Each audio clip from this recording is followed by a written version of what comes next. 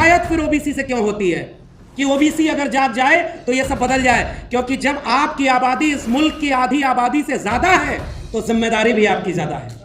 ये इसलिए मैं इस बात पर जोर देने आया हूं। तो मंडल कमीशन की अनुशंसा में प्राइवेट सेक्टर में रिजर्वेशन, प्रमोशन में रिजर्वेशन नहीं है तो इस मुल्क के 99% प्रोफेसर, 99.99% जज, इंजीनियर, वकील, डॉक्टर आज भी 3% लोगों के कब्जे में है। इसलिए हम कह रहे हैं प्रमोशन में रिजर्वेशन, प्राइवेट सेक्टर में रिजर्वेशन, और जितनी आबादी है उतना रिजर्वेशन दोगे तब मानकर चलिए कि ओबीसी कैसी लड़ाई आगे बढ़ेगी। प्रधानमंत्री का चुनाव लड़ना हुआ तो मैं ओबीसी मां का बेटा हूं, सेल्फ मेड ओबीसी है वो। असल में अगर ओरिजिनल ओबीसी होते, वो विरासत में वो दर्द पाए होते, वो जोखिम उठाए होते, तो इतने साल प्रधानमंत्री रहने के बाद एक बार मंडल कमीशन का नाम लिए होते। अगर नहीं लिए तो तुम फेक ओबीसी हो, ये बात हम कहने आए। छतरी तो एक ही बनेगी और वो ओबीसी की बनेगी। और जब आप ओबीसी के नाम पर लोगों को एकजुट होंगे तो अपने आप आपको अपने कुछ भाई नजर आएंगे, जिन्हें जैसे जाति के नाम पर ओबीसी बनाकर प्रताड़ित किया गया, वैसे इस मुल्क में इस देश के मूल निवासी आदिवासी हैं जो जल जंगल जमीन बचाने की लड़ाई लड़ रहे हैं। अपने आप दर्द का रिश्ता आपका उनसे बनेगा,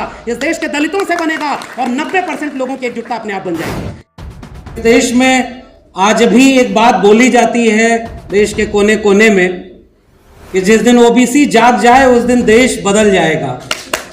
मुझे लग रहा है कि इस तरह के आयोजन और इस तरह के तमाम खेमे के लोगों को एक साथ बिठाकर एक संदेश तो दिया जा रहा है कि सोया अब तो कोई नहीं है, जाग तो सब गए हैं, अब बदलाव भारत का बहुत दूर नहीं है। मैं इस उम्मीद से इस कार्यक्रम के आयोजकों को बधाई देता हूं।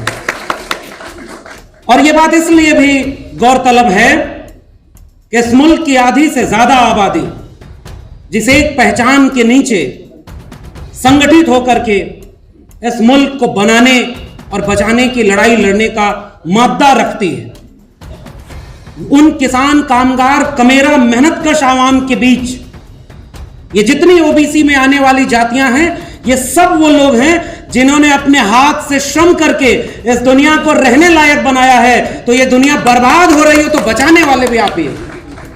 और इसलिए मैं इस उम्मीद के साथ अपने उन तमाम नायकों और मंच पर बैठे हुए तमाम वरिष्ठ लोग जो बोलकर चले गए या अभी हैं, उन सब को जब सुनता हूं तो बतौर नागरिक मुझे एक गर्व होता है, एक हिम्मत मिलती है कि आज हम जैसे तमाम नौजवान जब इस मुल्क के तानाशाहों के आंख में आंख डाल करके हक हुकूक की बात बेखौफ होकर के बोल पा रहे हैं, तो उन तमाम लोगों का संघर्ष शामिल है जिन्होंने हमें यह जगह मुहैया कराई है।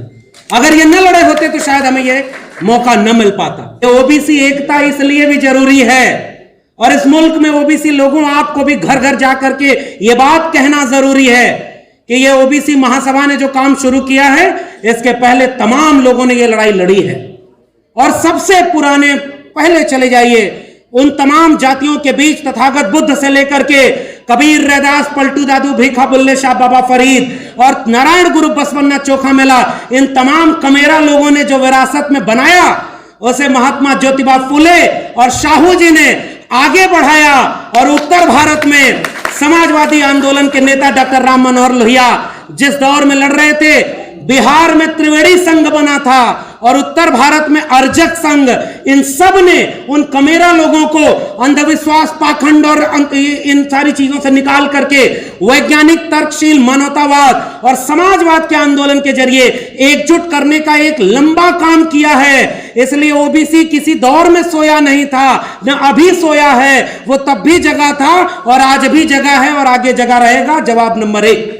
अब दूसरी बात, शिकायत फिर ओबीसी से क्यों होती है कि ओबीसी अगर जाग जाए तो ये सब बदल जाए, क्योंकि जब आपकी आबादी इस मुल्क की आधी आबादी से ज्यादा है तो जिम्मेदारी भी आपकी ज्यादा है।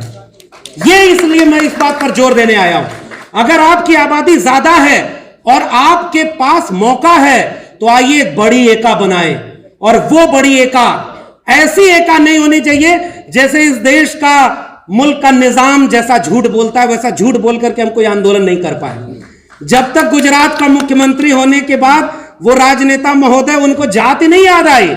जब प्रधानमंत्री का चुनाव लड़ना हुआ तो मैं ओबीसी मां का बेटा हूं, सेल्फ मेड ओबीसी है वो। असल में अगर ओरिजिनल ओबीसी होते, वो विरासत में वो दर्द पाए होते, वो जोखिम उठाए होते, तो इतने साल प्रधानमंत्री रहने के बाद एक बार मंडल कमीशन का नाम लिए होते। अगर नहीं लिए तो तुम फेक ओबीसी हो, ये बात हम कहने आए।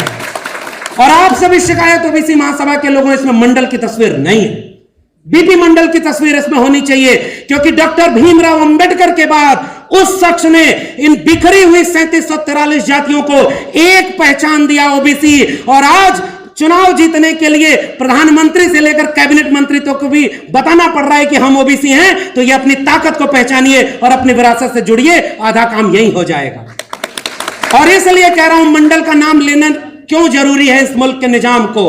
आप कहते हो कि ओबीसी हैं, तो मंडल की बात इसलिए हम कर रहे हैं। हमारे अतिथि महोदय बोलकर गए, बाबा साहब ने जब इस्तीफा दिया तो हिंदू कोड बिल के बाद ओबीसी कमीशन न गठित किए जाने का एक बात कहकर के गए थे। अफसोस, इस मुल्क के ओबीसी घरों में बाबा साहब भी देर से पहुंचे हैं, लेकिन अब पहुंच रहे हैं और इसमें ओबीसी महासभा जैसे तमाम संगठनों की जरूरत है। और उस मंडल की जितनी अनुशंसाएं बची हैं वो हमारी लड़ाई का हिस्सा होना चाहिए। 27% आरक्षण तो दबाव में दिया गया था, मंडल कमीशन की अनुशंसा कह रही है 52% आबादी को 52% रिजर्वेशन मिलना चाहिए। यह सबसे बड़ा सवाल था। इस देश का ओबीसी प्रधानमंत्री अगर वाकई ओबीसी है तो पहली घोषणा यह करे कि मंडल कमीशन की केवल 2 सिफारिशें लागू हैं। आज की डेट से इस मुल्क में 52%, और 52% क्यों भाई, ये तो 1931 की जनगणना और 1977 और 80 में रिपोर्ट, 1991-90 में लागू, 2021 में 2000 जो जनगणना होनी थी, कम से कम 2023 में सबसे पहले जाति जनगणना करके गिनो कि हमारी आबादी कितनी है, और जितनी आबादी है फिर उतने आरक्षण की घोषणा करो, तब हम मानेंगे कि तुम ओबीसी हो, वरना फेक ओबीसी रहोगे।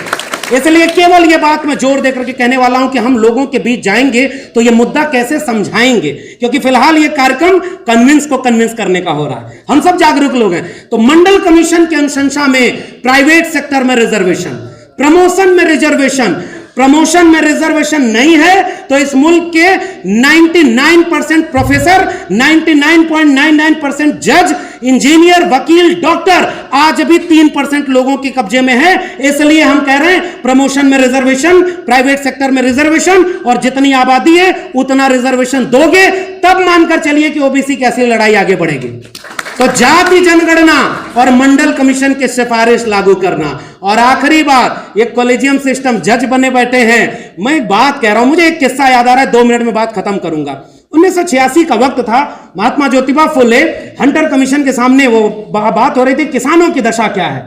तो उन्होंने पहली बार ये किया कि किसानों का चोला पहना, एक फटा पुराना कुर्ता, एक बहुत मैला सा कंबल, और ऐसे ही चले गए, गेट से घुसने नहीं दिया। उन्होंने कहा भाई आप कहां आ रहे हो, तो उन्होंने कहा कि किसानों का सम्मेलन हो रहा है, हमें किसानों की बात कहनी है। तो उन्होंने कहा कि भाई आप कौन, तब तक पहचान गए लोग कि अच्छा आप ज्योतिबा फुले हैं। तब उन्होंने जाकर उस कमीशन के सामने एक बात कही थी, ये सारे लोग जो भरे पेट और अच्छे कपड़ों में बैठे हैं, इन्हें पता ही नहीं किसानों का दर्द क्या है। आपको यह बताने के लिए कि किसान होता क्या है, मैं इस लिबास में आया हूं, क्योंकि आपको पता ही नहीं किसान कितना दर्द सह करके वो जीवन जी रहा है, और ये भरे पेट वाले उनका दर्द क्या बताएंगे।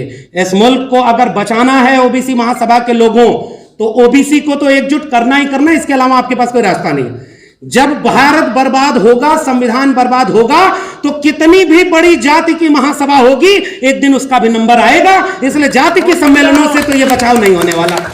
छतरी तो एक ही बनेगी और वो ओबीसी की बनेगी। और जब आप ओबीसी के नाम पर लोगों को एकजुट होंगे तो अपने आप आपको अपने कुछ भाई नजर आएंगे, जिन्हें जैसे जाति के नाम पर ओबीसी बनाकर प्रताड़ित किया गया, वैसे इस मुल्क में इस देश के मूल निवासी आदिवासी हैं जो जल जंगल जमीन बचाने की लड़ाई लड़ रहे हैं, अपने आप दर्द का रिश्ता आपका उनसे बनेगा, इस देश के दलितों से बनेगा, और 90% लोगों की एकजुटता अपने आप बन जाएगी। इसलिए मैं आपको बधाई देते हुए, अगला कार्यक्रम किसी दिल्ली, बंबई, लखनऊ और भोपाल में मत करिएगा, अगला कार्यक्रम किसी गांव चौराहे पर करिएगा। हम सारे लोग आएंगे और इसमें से बहुत सारे लोग चलेंगे, 90% को एक करना है, और इसकी जिम्मेदारी ओबीसी महासभा की है।